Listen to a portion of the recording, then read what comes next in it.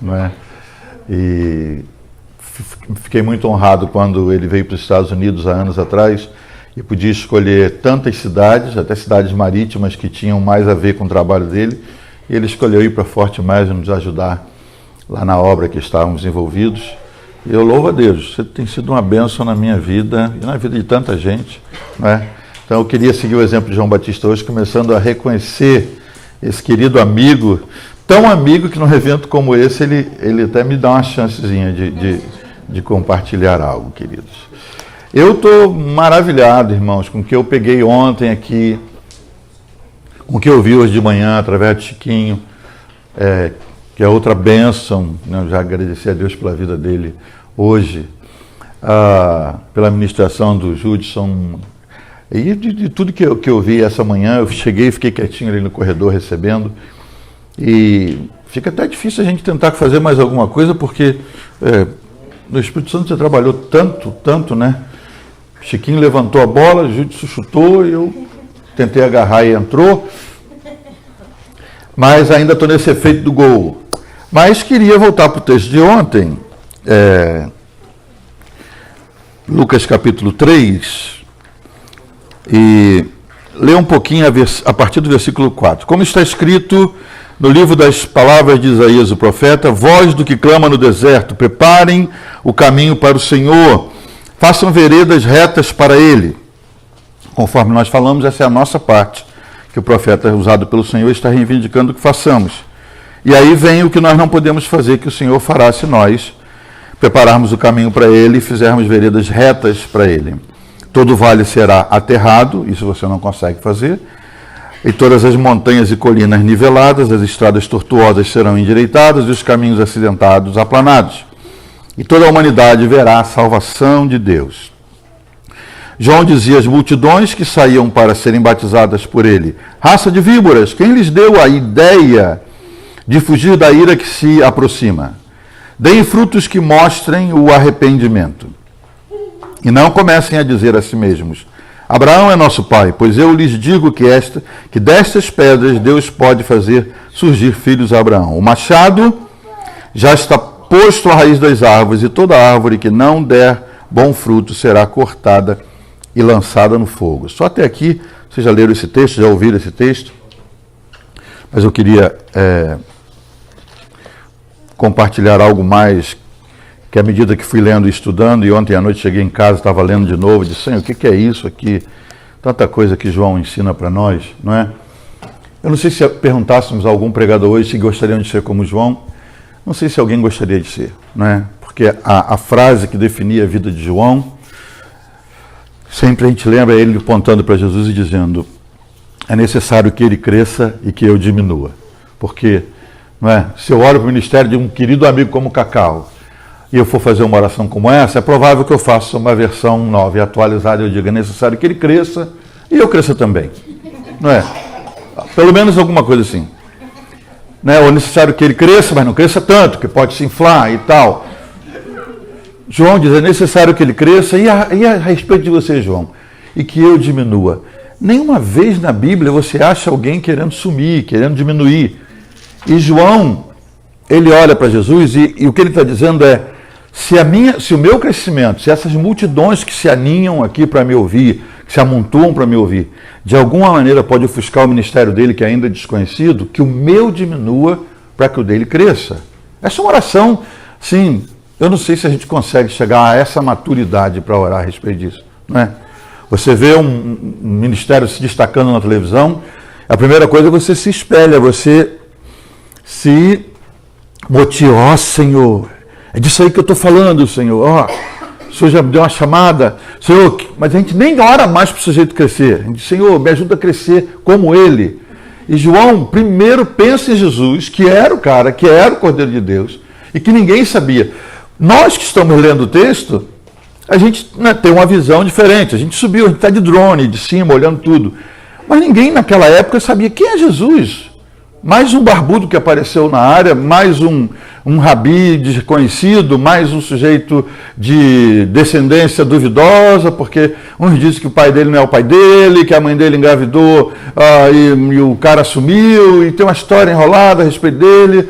A mãe dele veio de Nazaré, e Nazaré não tem muita coisa boa, por causa daquele destacamento militar que havia nas colinas de Nazaré, para cobrir o vale, e as camponesas que passavam por ali, de vez em quando eram agarradas pelos soldados e umas engravidavam e elas tinham que sumir porque ou iam morar na Vila das Prostitutas ou eram apedrejadas ou fugiam.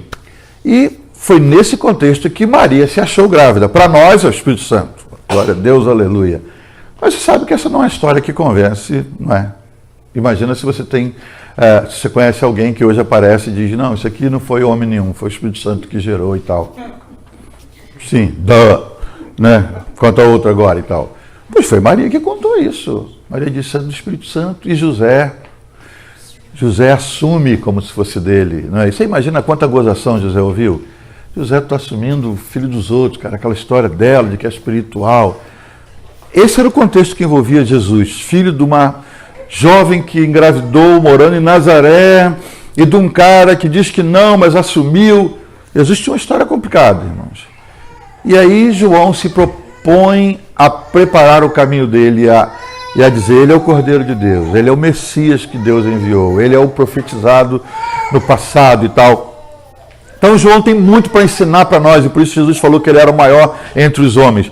Mas quando a gente lê a história e vê batismo, né, João batizando, e ele diz, eu batizo vocês para arrependimento, não há nada de estranho no batismo que João está fazendo, nada de estranho.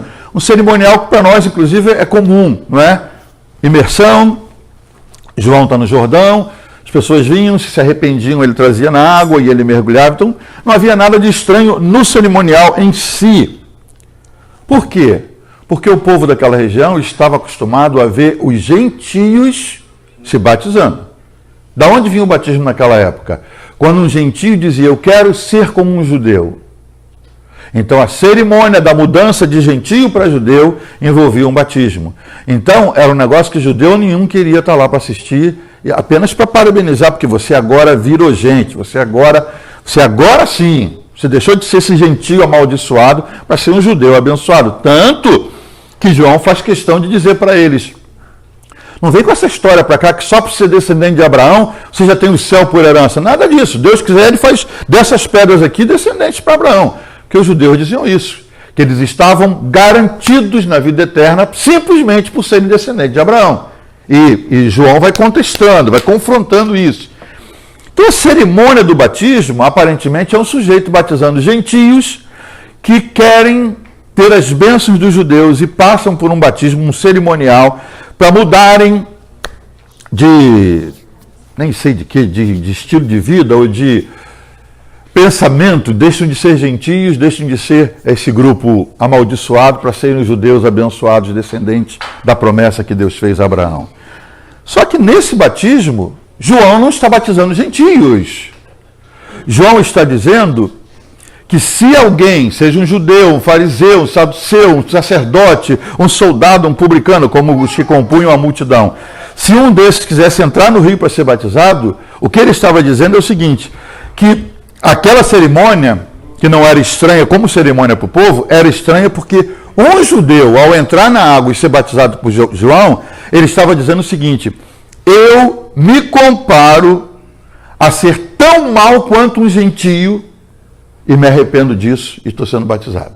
Era humilhante. Porque o gentio, nível de cima, prateleira de cima, não é? Um judeu. De repente, ele dizer, eu vou entrar nessa água e dizer que eu vou me comparar a um gentio e me arrepender para ser batizado. Então, o batismo de João, que a gente diz, como é que as multidões vinham? Foi como disse o Júdice agora há pouco, a sede, né? Apesar de conhecerem a palavra, havia uma sede interna de algo na vida. Quando a gente vê, irmãos, por que tantos jovens americanos, europeus, estão se filiando ao Estado Islâmico? Você diz, não, é uma doideira. Os caras são doidos, os caras, né, matam a mãe para ir no baile dos órfãos. Os caras, o pessoal do Estado Islâmico assim, não tem comparação. E tem jovens estudados, abandonando a vida americana para se filiar ao Estado Islâmico. Quando você entrevista um desses, quando você consegue achar um deles, ele diz, é porque, apesar de eu ter uma vida muito boa nos Estados Unidos, não havia sentido na minha vida. Eu não tinha pelo que morrer. E eles têm pelo que morrer. Eles têm a coragem de botar uma bomba, um cinturão de bombas no corpo, e pelo que eles acreditam, os caras entram num local cheio de gente e se explodem. Eles têm pelo que morrer. Não é apenas ter pelo que viver. Eles têm pelo que morrer. Eu ouvi o pastor Gruber ministrando na nossa igreja, ele disse, se aquilo que você segue não vale a pena, não te dá valor para morrer, então não te dá valor para viver. Mais ou menos isso. Se aquilo que você segue, você não seguiria a ponto de morrer por ele, não vale a pena você viver por aquilo. E muitos de nós vivem um evangelho pelo qual você não morreria, significa que por ele você também não está vivendo. João está chamando para um confronto, e a palavra que Deus põe no meu coração hoje é confronto, porque confronto, somos todos brasileiros aqui, com exceção de alguns filhos? Não. Todo mundo aqui nasceu no Brasil? Eu estou metade da minha... Ah, ela não. Então ela talvez conheça um pouquinho do que vou falar. Na minha convivência nesses quase 30 anos com os americanos, uma das distinções que eu fiz é que a cultura brasileira, irmãos, ela não aceita a palavra confronto. Nós não aceitamos isso. Nós não aceitamos. Amizades se perdem por quê? Você imagina dois amigos de muitos anos. De repente um amigo sexta-feira diz para o outro, cara, arranjei umas minas aí, tem duas. E você, mas a gente é casado, rapaz. Não tem nada a ver, cara. A gente vai. Já disse para minha mulher que vai chegar tarde hoje, que vai ter um negócio aqui no plantão na firma. Você conta a história também. O cara, a gente não pode, rapaz. Você é casado. O que o outro vai dizer? Ó, você está se metendo na minha vida. Cara, a gente é amigo. Você não pode, rapaz. A fulana lá imagina. Cara, ó, acabou a amizade. Se o colega insistir em chamar o amigo para a razão e confrontá-lo, você não pode, você é casado. Então, a amizade vai acabar. E muitas amizades terminam porque nós não aceitamos o confronto. Gente sai de igreja por quê? Porque o pastor confrontou, querido, você não pode fazer mais isso. Se amou e vai embora, se chateia e vai embora. Por quê? Não é porque ele não estava fazendo aquilo que ele foi chamado à realidade. Não é porque ele não gosta do pastor. É porque ele foi confrontado e nessa miscelânea, esse cadinho de raças que deu na gente, né? Um índio que se mistura com um português de não muito boa índole, que trazem negros enganados da África para cá, então junta essa bandidagem, né? E essa coisa essa equação que não tem como dar um resultado bom, e nessa mistura nascemos nós, não é? Cada um de nós tem essa mistura. Minhas filhas me deram de presente o DNA, aquele que você faz o teste e tal. E eu me assustei com o meu DNA. Meu DNA diz que eu nasci, que a minha descendência vem da Península Ibérica, Espanha, Portugal e Marrocos. Ali, olha só. E é interessante que eu vi assim, minha descendência, minha ascendência não gosta de cominho, e é verdade, eu não gosto de cominho. Não gosta de fazer exercício sozinho, não gosta de um montão de coisa. Eu falei, caramba, como é que um cuspe num aparelhinho? Disso tudo aqui, isso aqui tem algo espiritual, não é possível. Não é que é uma cápsulazinha, você cospe dentro, manda e eles fazem o exame, um mês depois vem. O que é isso? Mas eu fiquei assustado de ver a minha linhagem, da onde eu vim. É só coisa ruim. Não, penso que você veio de algo diferente. Não é? Mas algo que eu descobri é que nós não gostamos, nossa cultura não gosta de confronto. Qual é a mensagem de João aqui? Puro confronto, raça de víboras. Olha o que você está falando, raça de víboras, descendente de serpente. É o que ele está chamando aquele pessoal. Ele está chamando a quem? Aos judeus descendentes de Abraão. Olha o que você está falando, João. João está chamando aquela turma de gente que não vale nada.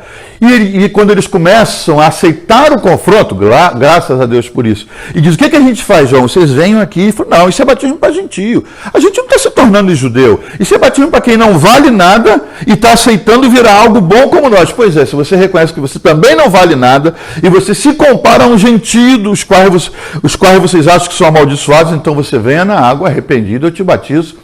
E aí vai começar a ter salvação para você. Então o batismo de João, diferente do nosso. Qual é o nosso batismo? Qual é a nossa referência, irmãos? Nossa referência no batismo é Jesus. Não são gentios. É Jesus que morreu, então a gente morre simbolicamente na água. Jesus ressuscitou, a gente sai da água como que ressuscitando para uma nova vida. É até empírico, é lindo. O de João não, era diferente. O meu batismo é como se você aceita ser como um gentio, nojento, amaldiçoado como um gentio. E os judeus oravam aquela oração: Senhor, obrigado por eu não ter nascido cão, não ter nascido mulher e não ter nascido gentio. Né? Era a oração deles, é verdade. Então era a comparação. Agora João diz: se você quer, se você se arrepende do que você é, vem aqui, se compare a um gentio que você não tolera, não aguenta, e você vai ser diferenciado, você vai receber algo. Então era um batismo de confronto, é nisso que estava o estranho. A marca real do batismo de João era arrependimento, humilhar-se ao ponto de se comparar aos piores indivíduos, como nós somos hoje, não é? A gente que conhece Jesus, principalmente nós que nascemos num lar cristão, a gente acha que tem uma plataforma especial, invisível, no mundo espiritual para nós, não é? Eu não sou como esse feliz que chegou agora, que já praticou tudo que é pecado, não é? Não, nunca bebi, nunca fumei, nunca fiz aquilo outro, tal. Mas o Senhor é Deus misericordioso. Em outras palavras, se eu tivesse a chave do céu, essa turma não entrava, entendeu? Não entrava, porque nunca se esforçaram, nunca fizeram. Então, nosso pensamento, a gente tem que o tempo inteiro trabalhar para tirar isso lá de dentro, porque, né, somos os irmãos do filho pródigo, que quando o irmão chegou, festa na casa, ele ainda estava lá no campo. Como é que um cara rico ainda estava no campo, irmão? Nem viu a festa, as bandeirinhas, as luzes, a sanfona chegando, e o barulhão de preparação, o cara está trabalhando. Quando ele chega, o tumulto já estava formado, o irmão já estava lavado, com roupa nova, com anel, com sandália, e a música tocando, e ele pergunta: o que é isso? Era o dono da casa perguntando: o que é isso aí da casa? O empregado diz: seu irmão voltou, rapaz! O irmão voltou? Seu irmão voltou. Já havia alegria na casa. Mas ele não consegue se alegrar pelo irmão voltou. Por quê? Porque ele não quer entrar na festa. O pai sai do lado de fora e diz: querido, seu irmão, seu único irmão voltou, rapaz. E é o discurso dele: eu estou aqui esse tempo inteiro. Olha que ele não fala com prazer. Sabe quando você fica na casa de Deus e diz assim: eu nunca bebi uma cerveja, entendeu? E ele diz para o pai: meu irmão, sai por aí, bebe todas, faz de tudo, apronta todas, e pegou a herança antecipada e gastou tudo com mulher. Ele já tinha se formado, irmãos. Sem internet, sem telefone, ele já sabia disso tudo. Meu irmão aprontou, viveu dissolutamente. Onde ele conseguiu essas informações? Meu irmão aprontou todas. Agora, ele não fala meu irmão, ele fala seu filho. Né? Na igreja nós temos os irmãos e os filhos de Deus, né? Que não são nossos irmãos ainda. Então ele diz: seu filho saiu e aprontou, e aprontou, e aprontou, e agora ele volta e você faz festinha. E o pai diz: meu filho, eu estou aqui esse tempo inteiro, eu te trabalho fielmente, queridos. Se a gente não entender o que diz Salmo 100, verso 2, servir ao Senhor com alegria, a gente perde tempo dentro da casa de Deus. Porque o Salmo começa dizendo: celebrai com júbilo ao Senhor. Isso a gente sabe fazer. Isso fala da nossa música, nossa adoração. Celebrai com júbilo ao Senhor. Todos os moradores da terra, nós estamos incluídos. Amém. Nenhum alienígena, somos todos daqui. Celebrai todos os moradores da terra. Verso 2, servir ao Senhor com alegria. Há muita gente que serve ao Senhor, mas não consegue se alegrar nisso. Pastor, você não sabe o que é aturar essas crianças, são as piores do mundo. Isso é servir ao Senhor com alegria, irmãos. Termina o culto, sai uma lá de dentro que está cuidando das crianças, e aí vem uma irmã com os olhos marejados. O culto foi uma maravilha. Para você, minha filha. Para você. Eu estava aturando sua criança lá. Mal educada, hein? Meu Deus do céu. Servir ao Senhor com alegria. Você consegue entender isso, irmão? Estou aqui tocando toda semana, pastor. Ninguém reconhece. Aí vem um cara que tocou no mundo até agora. O cara aprontou. A vida do cara... Aí vem aqui, dá uma guitarrinha no colo do cara de uma vez assim. Eu estou aqui num processo. É não conseguir se alegrar com o irmão que foi regenerado, que voltou para casa. Eu acho que um dos sentimentos mais difíceis contra os quais eu luto, e creio que os pastores lutam, principalmente em terra imigrante, é contra esse sentimento de nacionalização da igreja. A gente cria um grupo de de um grupo fechado de amigos e a gente mal deixa outros entrarem, não é? De vez em quando tem alguém, pastor, olha, eu recebi lá em Los Angeles um baterista chamado Júlio Figueroa, e Júlio foi católico a vida inteira, católico praticante, e Júlio tocou com Michael Jackson, tocou com um montão de gente. Aí o Júlio veio para a igreja, aceitou Jesus, ele se batizou, mas toda vez que ele entrava no culto ele fazia assim. Aí um diácono veio, e a Bíblia já faz, né, irmão? Resistir ao diácono, firme na fé. Ele foge de voz. Veio o diácono. Pastor, o senhor tem que falar com esse cara. Falou, o quê, meu irmão? Estou feliz da vida, né? Pastor, eu também fui católico. Isso é... Eu falei, isso é o quê, querido? Isso é adoração. Isso ele aprendeu a ser a reverência a vida inteira, um modo de reverenciar o lugar onde ele entrava, que ele considerava sagrado. Ele fazia isso. Nós não fazemos. Pastor, ele fala, não, ele vai ver que de 100 pessoas ele é o único que faz daqui a uns meses. E a gente vai aguentar isso meses? Eu falei, pode ser anos. Pode ser anos. A mim não me ofende nada. Não me ofende nada.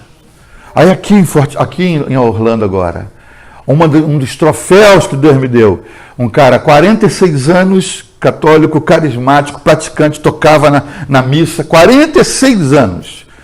Aí ele diz, olha, eu gosto do seu projeto, né? Me chamou a igreja, projeto. E eu quero ser parte. Se você abrisse aqui, eu queria ser parte. Amém. Veio. E aí começaram pastores, esse cara não é dos nossos ainda. Amém, vamos lá, gente, vamos lá. Ele agitava, chegava cedo, prepara tudo e tal, aquele amor pela obra. Primeiro batismo, vamos batizar. Foram falar com ele, falou, não, eu sou batizado. Batizado. Batizei, eu era neném e tal.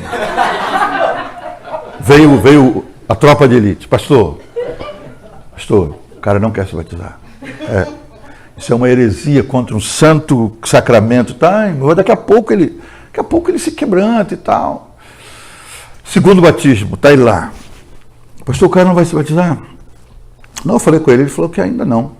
Que ele já se batizou. Aí o que acontece? A esposa dele é diagnosticada pela segunda vez aos 35 anos com câncer. E ela tem 2 gêmeos de 5 anos de idade. Ela foi lá para fazer uma operação porque estava com a barriga crescendo, não sabia o que era, o médico abre e diz, tem 110 tumores. Se ela tivesse 50 anos eu fechava e mandava para morrer em casa.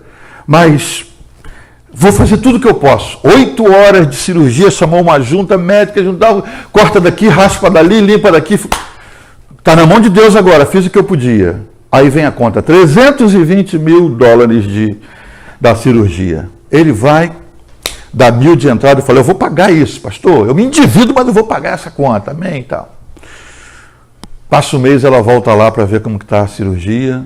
Aí chega lá, ela é chamada no departamento do hospital, departamento de finanças, vai lá, cobranças.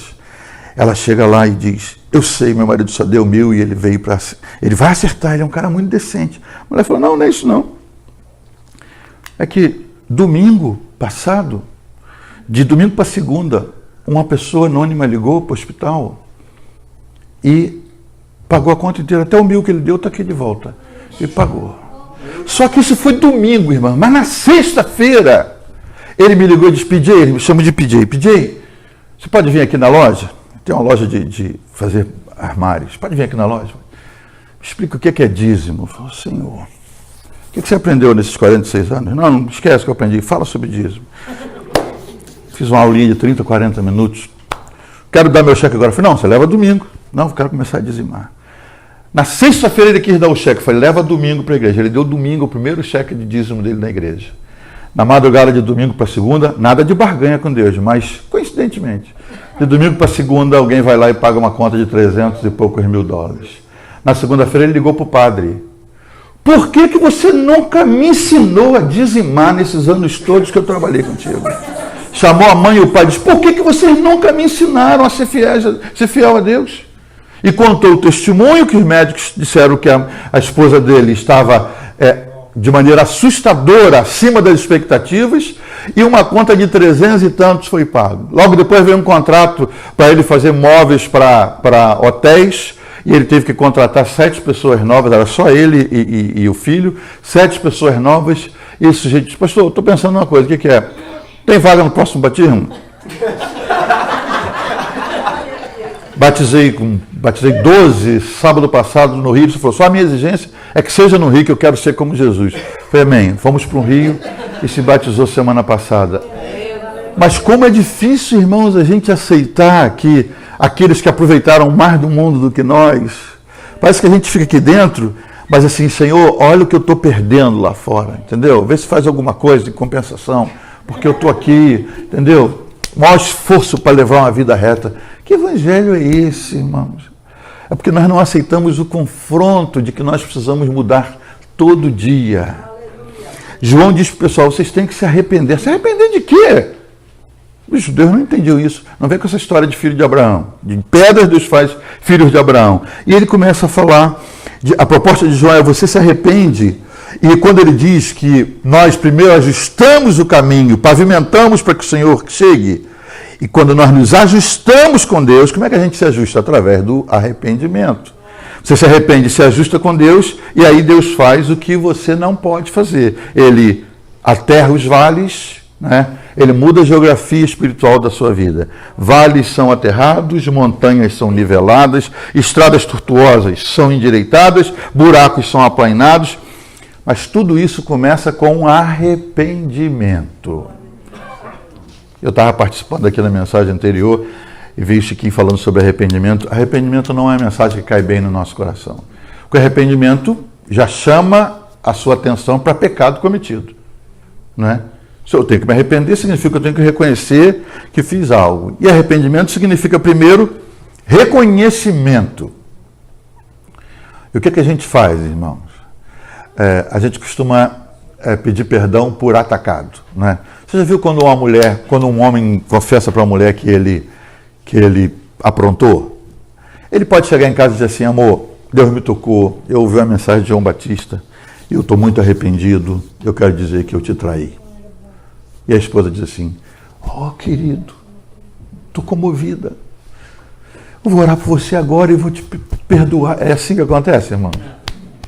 O que, seu bandido? Com quem foi, irmão? Amor, isso não importa. Não importa com que roupa você estava. Em que hotel foi, seu maldito? E quem foi? Ela quer os nomes.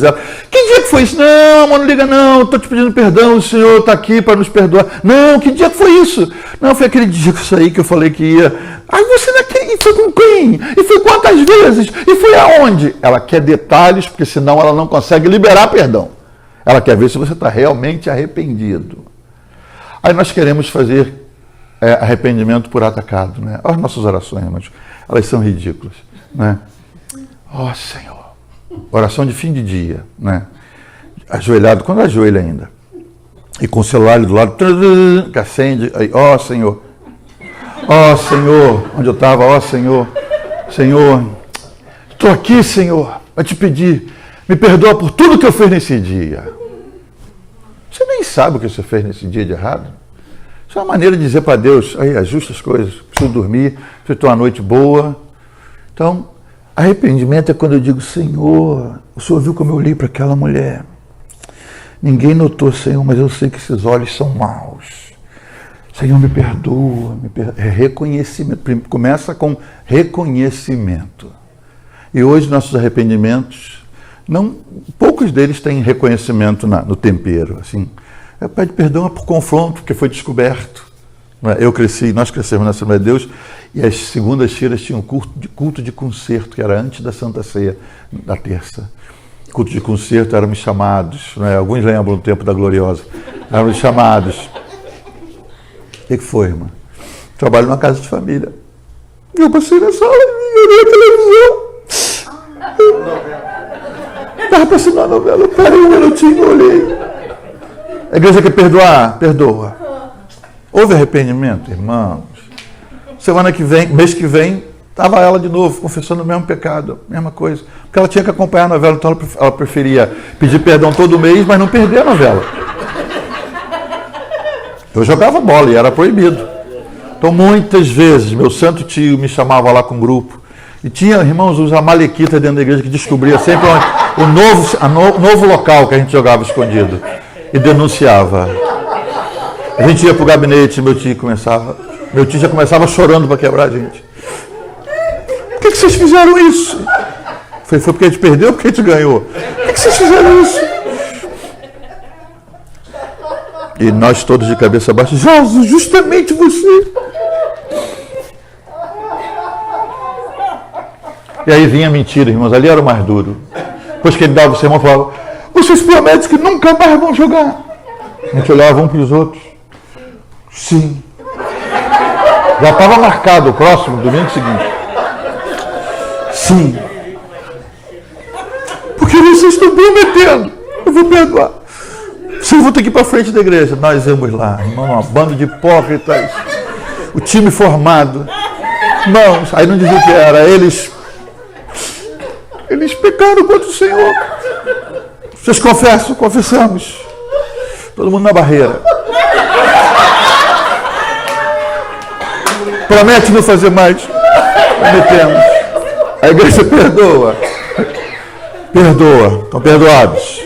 Mês seguinte, gabinete de novo. Irmãos. Meu Jesus, eu tenho que me arrepender de falar do meu tio.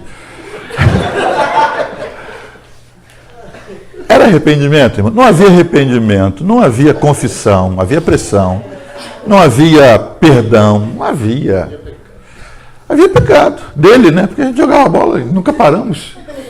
E as promessas, eu pegava assim, teve uma vez que eu me rebelei, falei, não vou pedir perdão. Fui tomar banho de rio, meu tio jurou que eu falei, não vou pedir perdão. Nasci, eu peguei no cálice, ele pegou o microfone. Eu não me responsabilizo. Se um raio descer do céu, se cair fulminado eu com cálice. Olhei para o meu pai, 1,5 m, era cunhado dele, meu pai, mesmo nome. Olhei para o meu santo pai de 1,5 m, meu pai, vai tomar. Olhei para o meu pai, que era Valdir, que a gente chamava Valdizinho, e olhava para o meu tio Valdir Grande, que era o pastor. Meu tio, eu não me responsabilizo. Olhava para meu pai. Oh, Jesus, tem misericórdia. Pode ser minha última ceia. Estava esperando. Sobrevivi.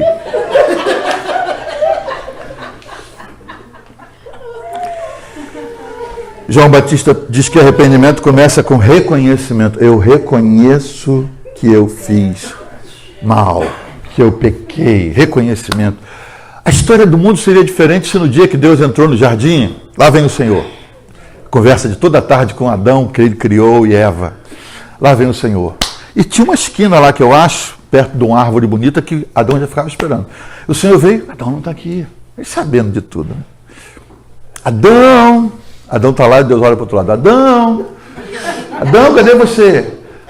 Estou aqui, Senhor. A gente tratou de brincar de pique-esconde hoje, hoje é conversar. Está onde?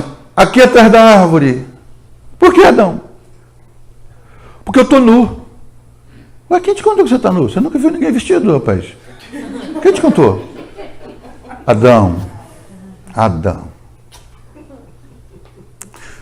Você me desobedeceu e comeu da árvore que eu te proibi. Acho que o coração de Deus se apertou, porque sabia da resposta. Tudo que Deus queria era que Adão dissesse, eu fiz, Senhor, me perdoa. E Deus ia pensar em alguma coisa diferente do que foi. Adão vai e diz, a mulher que tu me deste, que eu não pedi, entendeu? Eu estava bem sozinho. O Senhor inventou isso. A mulher que tu me deste, não deu nem o nome, irmão, Eva. Falou, a mulher que tu me deste, ela pecou e me induziu ao erro. Isso é arrependimento, irmãos? Deus queria ensinar a lição do arrependimento. Adão, você perdeu a classe agora. Aí Deus olha para Eva, com aquela mantinha de folha ridícula. Irmão. Adão, nunca foram costureiro, faz uma roupinha ridícula. Senhor, Eva, que modelito ridículo, Eva, você desobedeceu. A serpente me enganou. Deus não podia dizer, ai meu Deus, falou, ai eu mesmo. Foi para a serpente. E aí, serpente, contigo não vai ter discussão. E amaldiçoou e só veio problemas dali para frente. Saíram do Éden sem arrependimento. Não saíram de lá dizendo, Senhor, mas a gente reconhece. Não houve esse reconhecimento. Foi ela, foi ela. E até hoje tem isso, não é? A gente prefere renegociar, a gente prefere terceirizar a nossa culpa. Né? Irmã, você fez isso? Pastor, o mundo é muito mal. Aí a culpa de 100% que era sua, você já jogou 25% para o mundo. E o diabo não parou de trabalhar não, senhor. Mais 25%. Tem um alerta entrando aí? Amber Alert. Vale aproveitar para dizer, irmãos, muito cuidado com as crianças esse mês. Esse mês é recordista. Sempre, em outubro, há desaparecimento de crianças por causa dos sacrifícios de Halloween. Então, olho nas suas crianças, hein? Tá aí, ó. O alerta dizendo isso. Alguém, quem sabe, meninos, crianças sequestradas. Mas a gente terceiriza a culpa. O mundo é mau, Lula da prisão está atuando, e não sei quem. E no final o que sobra de culpa para você é tão pouco que não tem nem pelo que se arrepender. Verdade, entendeu? Foi fulano, foi aquilo. Providenciaram, propiciaram a situação. E o que eu fiquei sozinho? E a gente não. É muito mais difícil, mas muito mais resolvedor a gente dizer: fiz mesmo. E isso é você reconhecer que você fez algo errado. Segundo passo do arrependimento é odiar o que você fez. É dizer, eu odeio o que eu fiz. Eu não gosto de lembrar. Porque isso magoa o coração de Deus. Eu não gosto nem de lembrar. Mas os arrependimentos de hoje, não é? Parece Zé Dirceu sendo delatado e imprensado e entra na prisão assim ainda. Não é? Você viu algum arrependimento ali dos milhões que tirou de alguém? Assim. Estamos em Vitória, estamos sendo presos em Vitória. E tem muitos de nós fazendo isso. Não há arrependimento genuíno, não há reconhecimento, não odiamos o que fizemos. A gente não pode se orgulhar e apenas dizer, eu não fiz bem, não deveria ter feito. Isso não é reconhecimento, nem odiar o que fiz. O coração se aperta quando você pensa no que fez. Que mais? Se o meu pecado, se a minha falta gerou prejuízo, há um caminho de volta para fazer. Trabalhar pela restituição. Apocalipse 2:5 diz assim, arrepende-te, já me arrependi, e volta onde caíste. Faz o caminho de volta. Isso é muito humilhante. É por aí mesmo. É o que o senhor está falando. Arrepende-te e volta onde caíste. Isso é muito difícil. Muito difícil. Você voltar atrás e pedir. Hoje, até os apelos para o altar, eles são tão light, né? Para a pessoa não se sentir quebrantada, se sentir humilhada, né?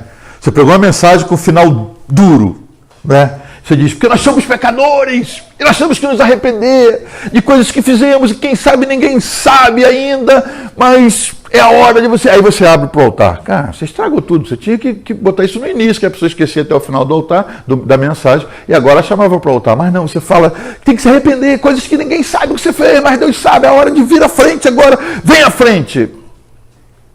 Aí a pessoa fala, se eu for à frente eu vou reconhecer que eu fiz, ninguém sabe, e eu tô indo lá agora. Então nós pregadores a gente alivia, né? Aí mesmo do seu lugar. Você não precisa vir à frente. Não precisa levantar a mão. Deus está vendo. Não, Deus está vendo desde que ele fez a bobagem. E o inimigo também está vendo. Se a gente aliviar na questão da humilhação que o arrependimento promove ou exige, a gente está facilitando para que o arrependimento seja tão falso que ele não gere mudança. E a intenção do arrependimento é gerar mudança em nós. Por que você vê hoje tanta gente que se arrepende, como eu, né, do futebol que eu jogava, e fazia no mês seguinte? Porque não havia arrependimento genuíno. Quando o arrependimento te humilha, te coloca numa posição de gentio sendo judeu, meu Deus, olha só todo mundo olhando para mim. Isso vai fazer com que da próxima vez você pense muitas vezes antes de cometer o mesmo erro. Arrependimento exige reconhecimento, odiar o que eu fiz. Se eu gerei prejuízo, tenho que trabalhar pela restituição. E, por último, ainda no texto lá de Apocalipse, retornar às primeiras obras, que é praticar o que eu fazia antes com amor e alegria. Né? A recomendação é: arrepende-te, volta onde caíste, trata da restituição, volta à cena do crime, restitui e volta às práticas antigas, a praticar as coisas como você praticava no primeiro amor. Você lembra quando você era apaixonado por Jesus, né, no início do seu relacionamento com Ele? Não tinha dia de chuva, não tinha mensagem longa, não tinha pegador ruim. Hoje nós somos os críticos, né? O cara é bom, mas caramba, falou quase 1 hora. Deus Jesus. Ele louva com muito amor, mas repete muito a música e tal. Sempre tem um mais, né? Esse mais, essa conjunção adversativa, não é? Quando fala mais, vírgula, mais, é difícil, né? E a gente se especializou nisso.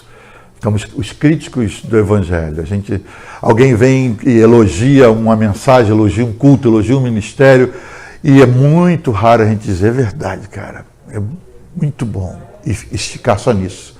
Muito bom. Pena que, mas, temos algo a acrescentar, porque não houve mudança completa em nós. O arrependimento é a gente olhar para o que fizemos, olharmos para o que fizemos e detestarmos. E, se geramos prejuízo, trabalhar pela restituição e, mais do que isso, retornar às primeiras obras e voltar a amar do jeito que amávamos e fazer com a alegria com que nós fazíamos. Estava ouvindo o comentário aqui do Judson sobre reativarmos os dons, não é? E por que os dons estão tão apagados hoje? É porque falta essa alegria de servir ao Senhor, como disse o salmista no Salmo 100, de fazê-lo com alegria.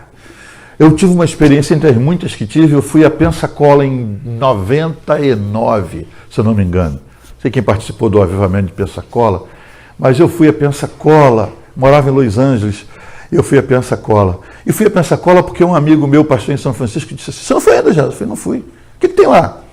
Eu não sei, rapaz, mas eu fui lá, não vi nada de extravagante, não, mas senti a presença de Deus muito forte. E na volta, eu vim de Pensacola, ele contando, com um grupo de pastores, 3 casais éramos nós de pastores, e viemos até New Orleans, e lá nós pegamos o avião, viemos dirigindo.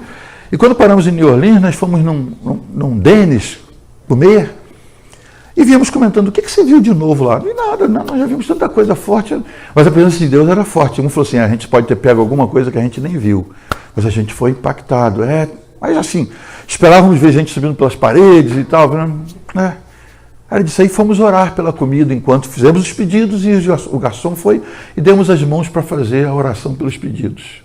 Quando nós abrimos os olhos no final da oração, estavam os garçons todos em volta, o restaurante todo calado, porque a gente estava 45 minutos orando e nós não notamos, e o restaurante inteiro sentiu o impacto, todo mundo parou e os garçons ficaram em volta, e nós abrimos os olhos: o que está vendo?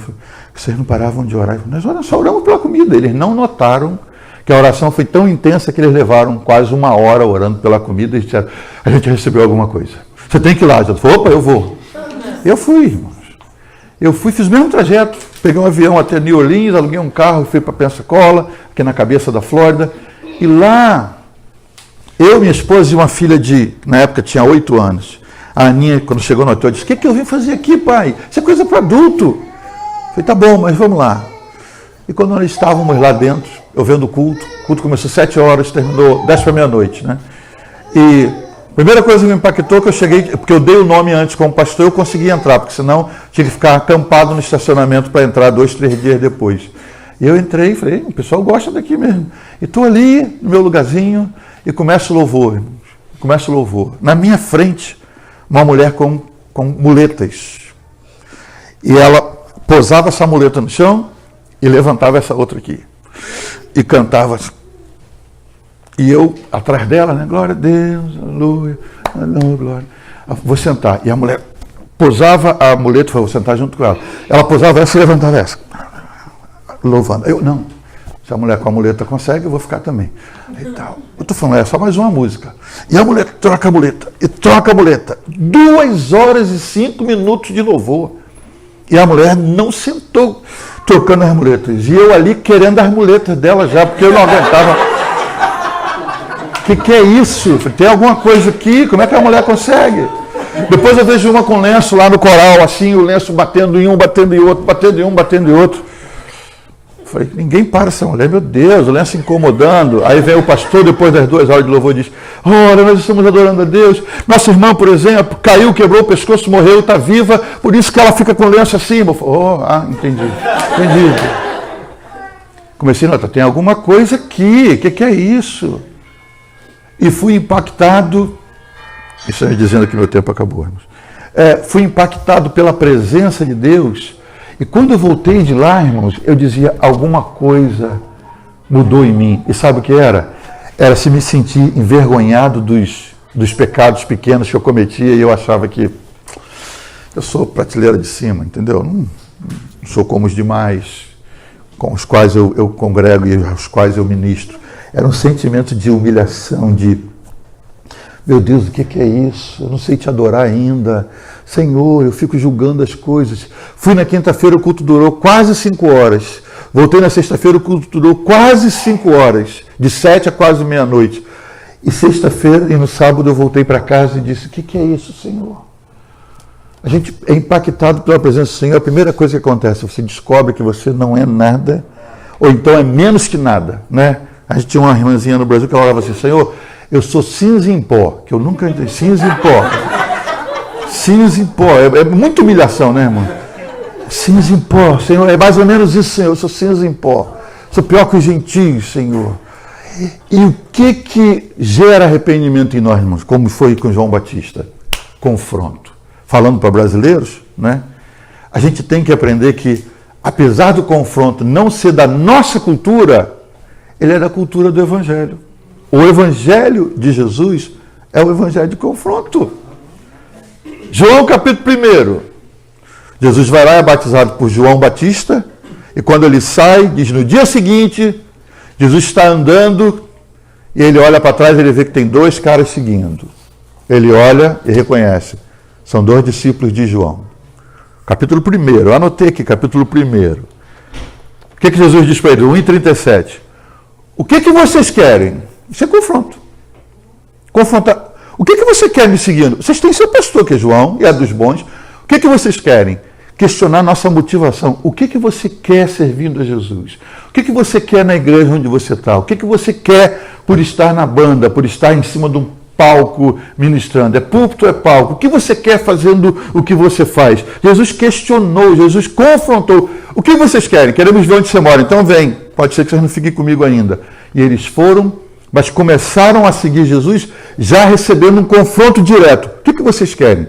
Você vai ver o Evangelho de João todinho, é confronto. Capítulo 2 de João, é Jesus no milagre, o primeiro milagre que ele executa.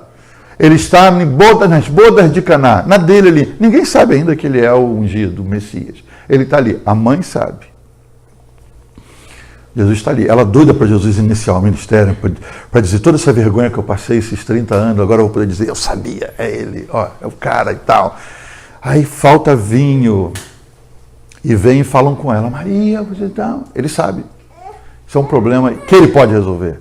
E ela vai para Jesus e, para o filho querido, faltou vinho, dá para você fazer alguma coisa? Mulher, mulher, tá do texto. O que temos nós em comum é muito doloroso para a nossa cultura. Quantas vezes a gente olha essa frase de Jesus assim, Jesus foi um mal educado, um filho destemperado, para dizer para Santa Maria, que temos nós em comum? Outras versões ainda são mais duras, assim, que tenho eu contigo? Você é meu filho. Mas ele diz, que temos nós em comum? E ele diz assim, ainda não é chegada a minha hora. Ele estava mostrando para a mãe dele que, apesar dela ser a mãe dele, havia um tempo para ela e havia um tempo para ele, e ele estava sintonizado. Tem um montão de coisa nessa frase dele. Mas Jesus confrontou Maria, porque senão em cada festa que fosse Maria dizer, Senhor, pronto, aí, faz o milagre. Ajeita as coisas. Jesus confrontou, aí você vai para o capítulo 3. Está Jesus de noite em casa, tomando uma sopinha de ervilha, e aparece um visitante noturno que não quer ser notado por ninguém, o grande Nicodemos. Senador, não é? Lá vem ele, de noite, para ninguém observá-lo. Bate na porta, o discípulo vai lá e Senhor, o cara grande está aí. Entra aí, Nicodemos. E Nicodemos entra. Senhor, eu vim aqui Porque ninguém pode fazer as coisas que tu fazes se não vier de Deus, tal. Você consegue imaginar a cara de Jesus olhando para Nicodemos, irmão? Porque eu sei, tal. Quando ele termina a perfumaria, como diz o pastor Donizete, quando ele termina a perfumaria, ele falou: Nicodemos, ninguém entra no reino se não nascer de novo. O que é isso, irmão? Isso é confronto. Assim, de cara. Ninguém entra no reino. Ninguém entra no reino, Nicodemos. Chega de blá blá blá, ninguém entra no reino se não nascer de novo. Você tem que nascer de novo. Aí Nicodemos cai. Como é que eu volto no ventre da mãe desse tamanho? Tal, Nicodemos, você é tão estudioso, você não pegou nada. Nós queremos hoje um evangelho que nos acaricie e que não nos confronte em nada na nossa maneira de viver, na nossa maneira relapsa de tratar a família, na nossa maneira relapsa de servir ao Senhor, na nossa maneira sem pontualidade com as coisas de Deus, sem assiduidade com a casa de Deus. Nós não queremos confronto. Se o pastor cobrar de mim, eu vou embora. Tem muito pastor aí torcendo para que eu vá para lá. Esse país aqui, então, é demais, né? E tem mesmo. Não todo pastor que quer que você vá, do jeito que você for, né? O que vale mais vale quanto pesa o tamanho da sua igreja. Então, se chegou, não importa. Se tem qualidade, a gente não sabe. Mas o Senhor vem e confronta Nicodemos. Capítulo 4, ele vai para Samaria. Lindo esse texto, lindo esse texto. Jesus sabia: estou entrando em terreno perigoso. Meus discípulos são judeus genuínos, eles não querem contato com os samaritanos. Hora de comida, o Senhor manda eles comprarem. Isso sempre me chama atenção, não é? Geralmente você tem 12, você manda um peão para comprar comida para os 12. Jesus manda 12 comprar comida para um. Já viu esse texto? Jesus fala: vão comprar comida. Só não vai não, vocês trazem para mim. Sai os 12, irmão. Jesus falou: tem que me livrar deles agora, eles vão atrapalhar. Porque a mulher está vindo. Ele sabia: a mulher está chegando. Se estiver aqui, vão comprar comida e vão. Lá vem ela pela outra estrada, sozinha. Está Jesus ali, com a roupinha, com sotaque, com jeitinho, e ela chega sem conversa, joga lá o baldinho dela pegando, diz: dá para você arranjar uma aguinha aí? Não está vendo? Você não está vendo? Não está vendo que eu não sou dos seus? Não sou das suas? Você não está vendo? Que samaritano... De onde você veio que você não sabe que os samaritanos e os judeus não se dão? Aí Jesus podia... irmão, se fosse eu, né? Dá-se um raio nessa feliz, irmã. Como é que ela está falando comigo? Jesus olha e falou: se você soubesse com quem você está falando. Posso ser um senador, um deputado, você não conhece, posso arrumar a sua vida. Se você soubesse o que você está falando, você que me pediria água. Mulher, olha, aí eu daria água viva. Água viva que eu nunca mais vou ter sede. E aí ela se abre para o diálogo, mas ele não diz quem é ainda, não era a hora. Ele podia dizer: sua safada, sua rodada, eu sei quem você é, conheço sua vida. Mas ele fica ali: irmão, se fosse eu, né? Se fosse eu. Com toda aquela ficha dela: se fosse eu. Mas Jesus fica ali. Quando ela vem aí, Jesus acha um jeito de confrontá-la sem feri-la. Ela diz: vejo que és um profeta. Eu falo: olha, que bom que você pegou isso. Fica aqui que eu quero chamar a cidade para te ver. Jesus falou: sim, vai e chama teu marido. Ela fala: não tenho marido. Jesus podia falar: não tem agora, né? Não tem agora. Mas Jesus fala: realmente, você falou a verdade. Confrontar em amor, você consegue achar até no mentiroso algo que ele fala de verdade. Jesus falou: você falou a verdade, porque você já teve 5. Você não é Gretchen, mas já teve 5. E o que você tem agora não é seu, querida. Olha o tom, irmãos, olha o tom. Não é aquele tom: você não tem agora, mas você já teve 1, 2, 3, 4, 5. Entendeu? E o que tem agora não é seu. Tem uma mulher chorando que você está com o marido dela e tal. Não, o que você tem agora não é seu. E a mulher diz: é verdade, você pegou minha vida inteira. E ela ainda falou: segura aí que eu vou trazer a cidade inteira para te ouvir. Quando os discípulos vêm, se admiram que ele está falando com a mulher, porque Jesus era tão santo que não podia falar com mulher nenhuma, né? Aquele batalhão de guarda-costas. Jesus, por isso que tinha que voltar para o céu solteiro, que não deixava nem Jesus se aproximar de ninguém, nem ninguém se aproximar dele. Tadinha de Maria Madalena, tentou alguma coisa, mas não conseguiu nada. Quis levar até o corpo de Jesus para casa depois, mas nem isso conseguiu. Jesus tinha ressuscitado. Mas o pobre do Jesus conseguiu ver nela algo e confrontou em amor. Diz: querida, você já teve 5, eu sei que casamento para você é uma instituição falida, Mas ele conseguia confrontar. O Evangelho de Jesus é de confronto. Repita, confronto. Quero dizer, o último exemplo, capítulo 5. Jesus está num tour dentro de Jerusalém. Ele foi num lugar que ninguém quer visitar. Ele vai para o tanque de Betesda, fedido. Só gente doente, só gente quebrada, só gente fedendo, só leproso, gente faltando pedaços, gente acreditando que uma hora um anjo vai descer, mexer nas águas e o primeiro que entrar sai curado. Jesus entra ali com a missão, vou curar um hoje. Entra ali, irmão, ninguém nota, ele anda pelo meio, escolhe um infeliz, 38 anos enfermo. 38 anos. Olha o confronto. Jesus chega para ele, com tanto doente em volta, fala, ei, você quer ser curado?